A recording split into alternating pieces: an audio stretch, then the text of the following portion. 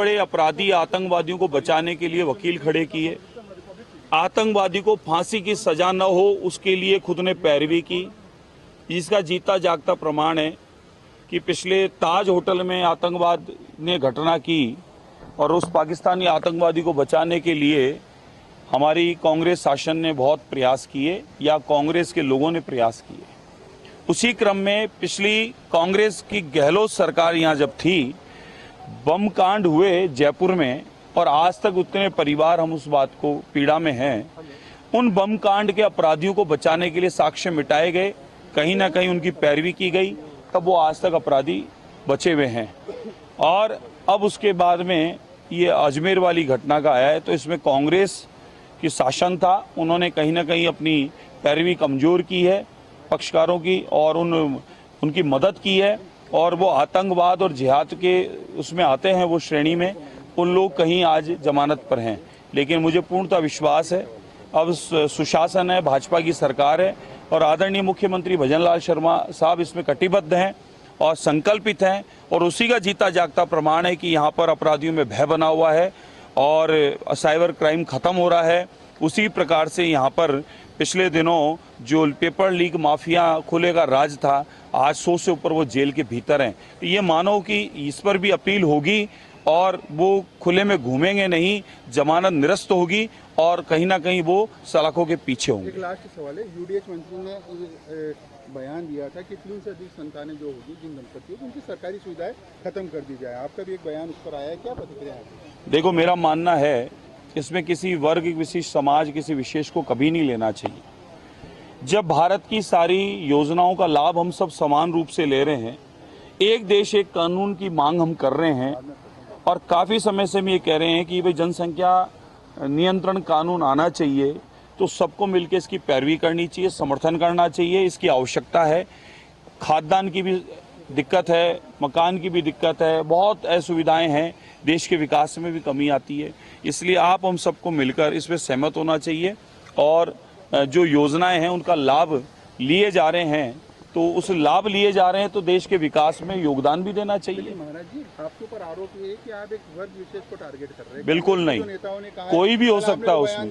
बेगमों के लिए कितनी बेगम? अरे साहब, आप क्या बताएं, हमारे तो विधानसभा में ऐसे ऐसे लोग बैठे हैं जो अनगिनत बेगमों रखे हुए हैं, ये तो पता है। रिसर्च कर लीजिए, सबका पता कर लीजिए। बेगम से तात्पर्य है कोई भी हो व्यक्ति, बहुपत्नी वाला और अधिक बच्चे वाला, उस सभी के लिए कानून बराबर होना चाहिए, वो किसी भी धर्म समाज को मानने वाला हो। बस आप लोगों को, पत्रकारों से मेरी एक मांग और प्रार्थना अपील है, आप सब पत्रकार बंधु पूरे देश में इसका रिसर्च करें, इसकी जांच करें। हमने अगर कहा है तो इसकी सच्चाई जाने, अगर हम गलत हैं तो हमें आप टारगेट करें। आप इसकी सच्चाई जानें कि ये अनुपात किस प्रकार से परिवर्तन हुआ है। मैंने खुद ने मेरे उस पे मोबाइल पे मैंने दिखाया है, अनगिनत माताएं बहनें अपनी पीड़ा लेके आई है। मैं दूसरी हूं, मैं तीसरी हूं, मैं चौथी हूं, चौथी तक की पीड़ा माताएं लाई है। मैंने लाइव दिखाया, आप सोशल मीडिया उठाकर देख लें। ऐसा नहीं है, ऐसे ही बोल रहा हूं। कईयों ने बताया कि ये हमारे 9 है, किसी ने कहा हमारे 13 है, किसी ने कहा हमारे 8 है, किसी ने कहा 7 है। तो साहब हो क्या रहा है? ये एक वर्ग कह रहा है हम 2 हमारा 1, या हम 2 हमारे 2, और एक कह रहा है कि होने दो। इस पर देखने की आवश्यकता है, समझने की आवश्यकता है। हर बात को उस तरीके से क्यों लेते हैं?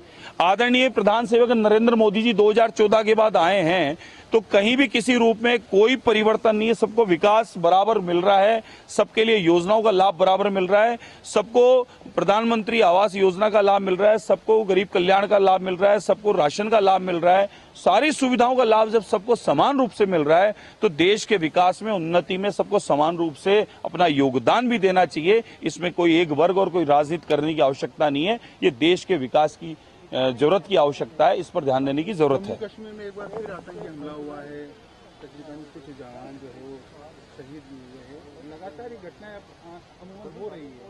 बहुत दुखद घटना है। मैं सर्वप्रथम तो मैं जवानों के प्रति अपनी संवेदना रखता हूं। वो परिवार के सदस्य हैं, वो सुरक्षित है तो आज हम सुरक्षित हैं और देश की सीमाएं सुरक्षित है। जितनी प्रशंसा की जाए उतनी कम है। धन्यवाद तो बहुत छोटा शब्द है। मैं सभी जवानों को सैल्यूट करता हूं और मां भारती की सेवा में जो तत्पर तैयार हैं, उनकी जितनी हम उनके लिए प्रार्थना करें उतनी कम है।